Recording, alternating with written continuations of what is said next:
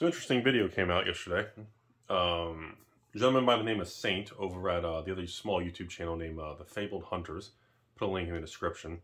On the topic of this PWCC, the shill bidding, PWCC versus eBay, and he has some other interesting things I wanted to kind of give my opinion, jump in on here, and just say, wow, that escalated quickly. I mean, for those of you who just want a thumbs down, run away, and just say the long story short is, I'm really not surprised this stuff goes on. And I don't think you all should be surprised. The golden rule of this world is the more money involved in things, the more bizarre sometimes these stories get. I think the biggest takeaway to me was I saw him publish this video, and he actually showed, and apparently this was already online, other people already knew this, I didn't. Apparently, there were like screenshots, email or text message or something of actual PWCC employees like telling each other what to bid or don't worry, you'll be outbid. Like there's actually like screenshots of it. Like there's actual people's names. Like I'm like, yikes. So I don't know who these people are. I don't know the names. I Googled some of the names. Apparently some of these people are pretty high up in the PWCC food chain. And it kind of says, well, it kind of makes more sense why eBay took action. Apparently, eBay's been following this whole thing for a while. And I guess to kind of put the story to the end here, or to the close, I mean, I don't know how much of it. I'm assuming everything is accurate. And I'm assuming that, well, I mean, I guess, you know, it is what it is. It's a terrible thing. And they got caught. I mean, I don't think they feel bad they got caught because clearly they were already working on their own website and different auction thing for PWCC. So I guess that was maybe their, say, hey, might as well speed it up and go ahead and move forward with that and separate from eBay or FeeBay or whatever you want to call it. But I guess there's another part later on in his video he makes comments about that. I remember that lawsuit. It was like, what was it, a year or two ago, everybody? Do you guys remember that? There was that lawsuit a while back ago about that Nassetti Bryan guy and somebody else about some collection of like $500,000, and the deal was like they tried to back out of it, and like the value of the cards went up a lot. Obviously, over the couple of years, the value probably 3x'd, and I don't know the mechanics of the detail, but he brought that up into the conversation, which I thought was interesting. And the third part of the video, and on that channel on Fabled Hunters, was he was talking about the WATA games.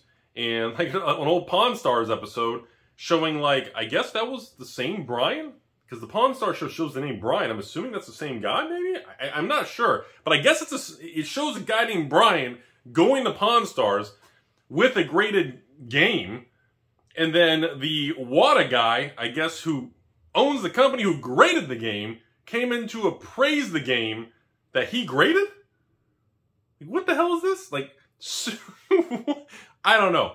Like, look, creepy, shady Rudy, you know, all my internet stories and all kinds of crazy copy pasta stories on the internet about me, but, dude, this is some crazy stuff. Like, you know, I guess the lack of disclosure is what really makes this thing unfold into a crazy Rubik's Cube. And I just wanted to kind of amplify and say, hey, I think you guys should check out the video. I'll put a link to the Fabled Hunters channel below. I think it's worthy of at least sitting through and looking at what's going on. Apparently, I guess Saint has been following this for a while. And yes, I have met the guy. He's a really nice guy. His family's really great people. And I guess from what I gather is Saint has been buying from PWCC for many years. It was getting suspicious because he was bidding on their auctions. And he noticed he kept getting very peculiar situations where he'd place a bid and this random bid would come in, go sky high to see what his max bid was, but that bid would always retract away, and then the auction would end right at his high bid.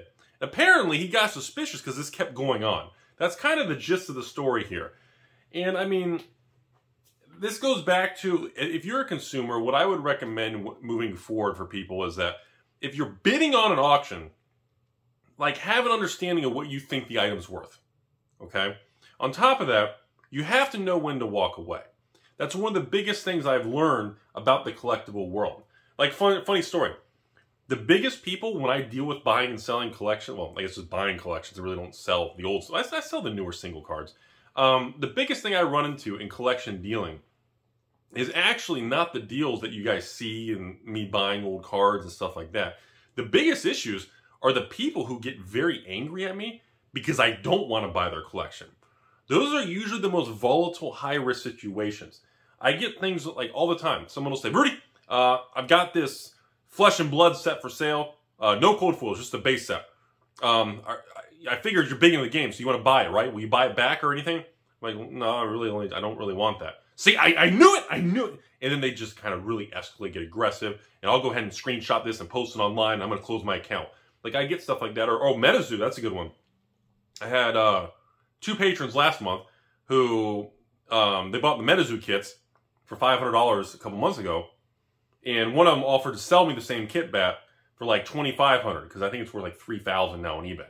And I respectfully declined, and he like freaked out. And then a second person did it, and then after I declined to buy it back for like $2,200 from that person, they actually opened a dispute and case and claim against me on PayPal for the original $500.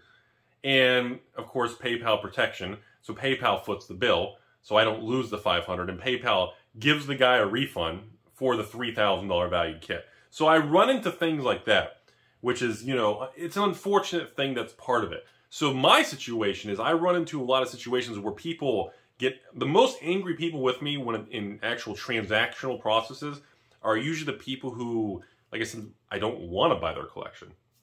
So going back to Satan, he tends to go, looks like on eBay and bid on things.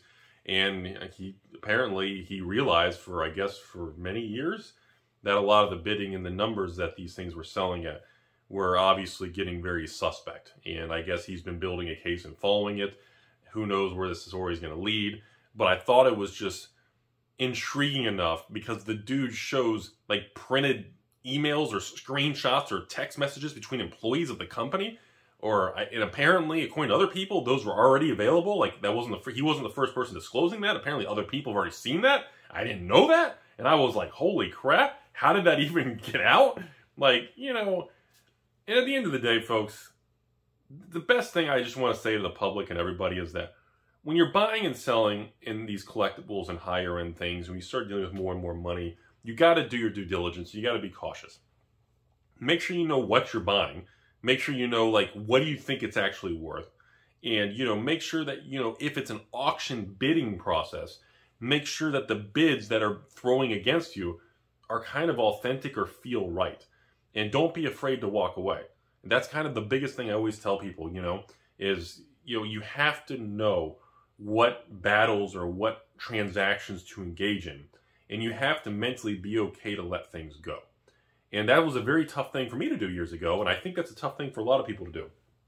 You want a particular card or a particular box or maybe a rare version or a test print or a promo of something. And if you're not comfortable with it, don't buy it. Or don't bid on it on eBay. Or don't bid it up or anything. Just let it be. Maybe it's your instinct saying maybe there's shill bidding going on. Maybe that you think it's worth a lot less and you should wait. Maybe you still want the item and that's okay. But there are times that maybe you should wait to see if the price goes down. And that brings me to the final point of the video. Well, Rudy, I don't want to wait. What if the price goes up? It's okay to wait. And it's okay to wait and pay a higher price. Okay? It's okay to not buy a $2,000 box of vintage ABC. Okay? Because you're concerned that it's going to drop by 50%. That's okay. But when it goes up from $2,000 to $3,000, don't get angry at yourself saying, oh, I missed out and I'm a Timmy, I screwed up. And no, you want to see how the market unfolded. You wanted to give the market more time for the market to establish what it's really worth. And it's okay. Now you know, okay, the market's trending in the other direction. I'll pay a little bit more. It sucks, but at least now I have more kind of confidence and more time has passed for the market to really kind of validate the pricing. And this goes with everything. It could be an old box of cards, a new box of Magic, a new box of any of these new CCGs going on. It could be the silly Rudy card. It could be an old Pikachu. It could be, you know, an old out of print or a failed card game. It could be anything. It's, you know, sometimes it's okay to wait and just watch the market. And don't beat yourself up if you screwed up and you missed the boat or the price went up. Just buy at the higher price because everything's relative. Remember that. When we're all focused on these zoomed in short-term time horizons, yeah, it can feel very dramatic. But the more you step back from a 1 day to 1 week to 1 month to 1 year to 10 year, the little movements on the graph, it's like a stock chart. The more you zoom out, you don't even see the day-to-day swings. The line becomes less and less jittery the more you zoom out. And you have to approach it like that. Anyways, that was really the whole video. I mostly just want to tell everybody, I encourage you to check out the video. It's quite disturbingly intriguing, and I guess it raises more questions to me than it does answers, because it makes me say, okay, how long has this been going on eBay? How many of these high-end BGS quad 9.69% Black Lotus, whoa, it's a Black Lotus base with only 2 quads and 1 circular. What does that mean? It's not as good as a Rudy 4 quad. I don't know what any of this means. You know, how long has this been going on with these inflated numbers when it comes to the bidding on eBay listings? How far back does this go? And I'm not talking about just Magic or the actual CCG world. Because remember, PWCC, you know, for those of you just in my channel in the gaming world, remember PWCC, Pre-War Collectibles, that company, it was founded and based on selling graded and collectibles and consignment, mostly not in the gaming world, mostly in the vintage sports and different eras, hence the name. So keep in mind, the Magic and Pokemon is kind of a newer, smaller section of this kind of consignment company. So my thing is, how many sports cards and bids of these different actual individual baseball, football, basketball, and hockey cards over the years, especially high grade and hundreds or $1 million cards, have been inflated based on actual bidding things? That's what really gets kind of eerie, kind of concerning, because, you know, now that they've been kind of the cat's out of the bag situation, everybody knows, kind of like the WATA games and these shill bidding, it's like, okay, what is that? Like, okay, so can we really trust anything that was based on auction with that? Like, you know, that's like, see, and that's something, you know, a lot of people give me a hard time personally, because they say, no, never sell anything to Rudy. He takes like all these, he has like this crazy, he only plays buy lists and takes the average, and he'll look at the Card Kingdom, ABU, Game Star City, he averages them together, and, you know, yeah, that's what I do when I buy collections. Yes, when you do that, on average, it comes out to probably between, it could be the low side of some cards at 50 cents on the dollar, and the high side probably sometimes 75 cents. So it comes out on average between 60 and 69% on the dollar. Cents on the dollar. Can't talk today, sorry, I need to shave. Hair getting kind of funky. Anyways, yes, that's why I use that system, because when I take averages of multiple buy lists of multiple large stores, it really creates it's a stronger footing of how I feel the value is based on what all these people are willing to pay. I don't usually use a single sold listing on eBay. Now, when I say, you know, hey, I'll buy your sealed Flesh and Blood first edition boxes. Yep, you're looking at between 50-55% of eBay sold. I'll go on eBay. I'll say, hey, ARC or Crew boxes sold at, you know, there's one sold for, I don't know, 1,000, one sold for 900, one sold for 800. Okay, so the average between 800 and 1,000 will be 900, and that'll be the range I'll be looking at to move forward in. So that's kind of how I establish the numbers to try to protect myself against what I used to call them irregular bids or very strange things. Because there'd always be these random eBay sellers, and I'm not going to name drop other things, but over the years, there's always been a few, I'm not going to say it, those of you in the Magic world, you know what I'm talking about. There's a few very large Magic sellers on eBay that would always put everything on auction, especially older Magic cards, like once a week or once a month. There'd like a wave of them. And they would always be auction only. And this individual seller, or these one particular, actually 2 or 3, their bidding on their Magic vintage cards would always end above market average. And it was funny because a couple of these eBay bidding sellers would always kind of just say, oh yeah, consign with us and do that, and, you know, we have the credibility, and we tend, you know, we may charge 10% commission, but our listings tend to sell for 10% more, so you're really not paying extra, and you've got someone big behind you. And I always found it weird that certain Magic, very large sellers that would do auctions, their listings would always end, like, way higher. And I always found that weird, because I remember, because I'd see, oh cool, look at this, oh look, a Beta Sarah Angel. Oh wait, oh God, that's, alright, well.